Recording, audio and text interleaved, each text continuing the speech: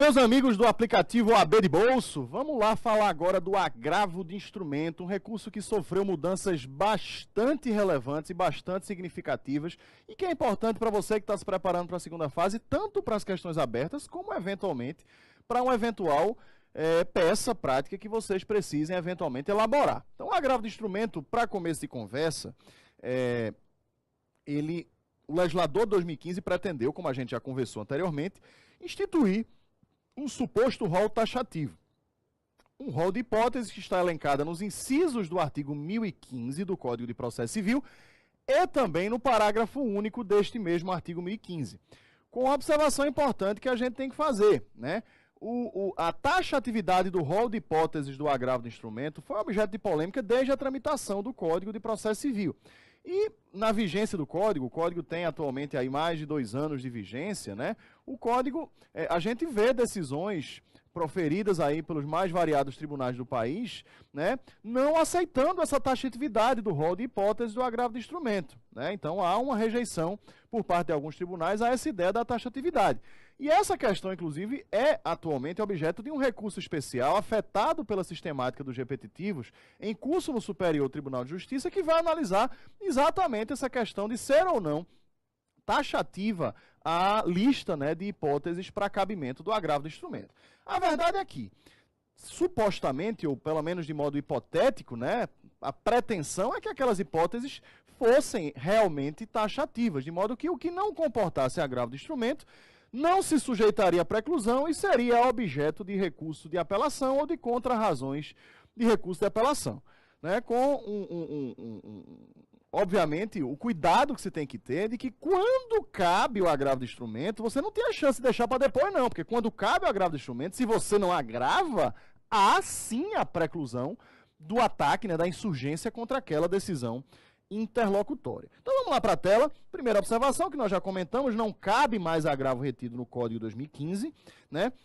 E não existe cabimento de agravo de instrumento naquela hipótese genérica do Código de 73, né? Do Código de 73, que era a decisão que causar dano irreparável ou de difícil reparação. Portanto, o Código de 2015 trouxe um suposto rol taxativo que está aí colocado na tela para vocês. Exclusão. Exibição de documento ou coisa, exibição oposta de documento ou coisa, exclusão do litisconsorte e rejeição do pedido de limitação, né? Lembrando aí que se faz no caso do litisconsórcio facultativo, a questão da limitação, nós já conversamos sobre isso anteriormente. Também pode pleitear dano moral. E dano moral, meus amigos, se revela na ofensa ao sentimento de honra, de dignidade, quando a vítima tem, portanto, a sua psique atingida, abalada.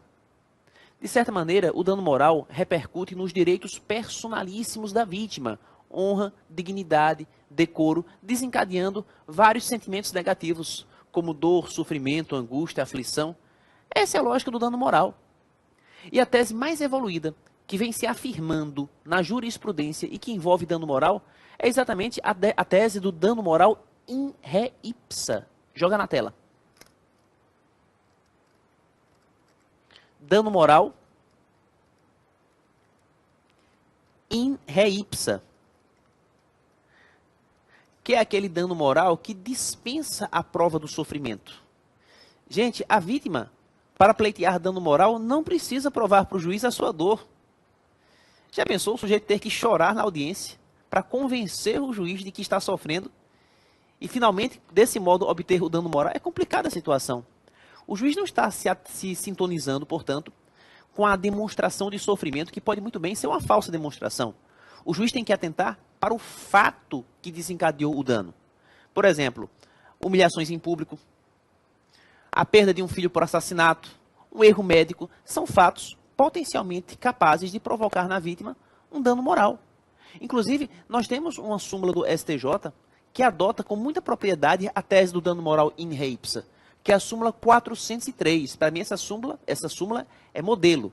Ela seria referência para o dano moral in re ipsa no Brasil. Joga na tela. De acordo com a súmula 403 do STJ, independe da prova do prejuízo a indenização pela publicação não autorizada da imagem da pessoa com fins econômicos ou comerciais.